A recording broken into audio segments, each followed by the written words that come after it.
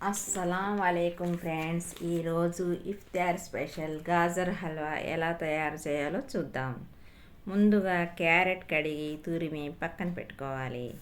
ఇప్పుడు కుక్కర్లో నెయ్యి వేసి జీడిపప్పు కిస్మిస్లను లైట్ బ్రౌన్ కలర్లో వచ్చే వరకు వేయించుకోవాలి. ఇంతకీ మీరు జీడిపప్పు బాగా ఇష్టపడతారా లేకపోతే కిస్మిస్నా? నాకైతే జీడిపప్పు బాగా ఇష్టం, అందుకే నేను ఎక్కువగా జీడిపప్పులు వేసుకుంటానండి. మీకేమి ఇష్టమో కామెంట్స్లో చెప్పటం మర్చిపోకండి. ఇందాక తురిమి పెట్టుకున్న క్యారెట్ని కుక్కర్లో వేసి 3 నిమిషాల పాటు వేయించాలి. క్యారెట్ని ఎక్కువ వేయించకండి ఫ్రెండ్స్, కలర్ మారితే హల్వా టేస్ట్ మారిపోతుంది.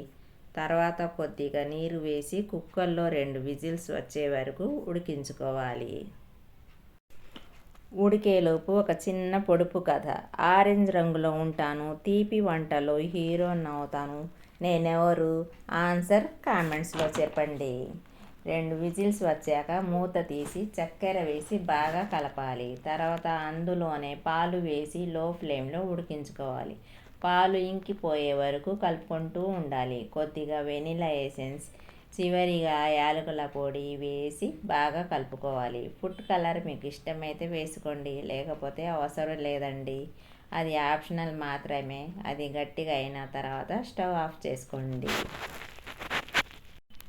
అంతే అండి, ఎంతో టేస్టీ అయినా ఈజీ అయినా పర్ఫెక్ట్ క్యారెట్ హల్వా రెడీ అండి. చూశారుగా ఎంత ఈజీగా అయిపోయిందో.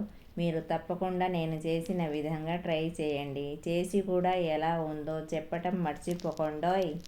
ఇంకా సర్వింగ్ బౌల్లో పెట్టి వేడి వేడిగా కానించేసేయండి. ఇఫ్తార్ టైంలో తింటే చాలా ఎనర్జీ ఇస్తుంది. ఇలాంటి మరిన్ని సింపుల్ టేస్టీ రెసిపీస్ కోసం మా ఛానల్ని లైక్, షేర్, సబ్స్క్రైబ్ చేసుకోండి.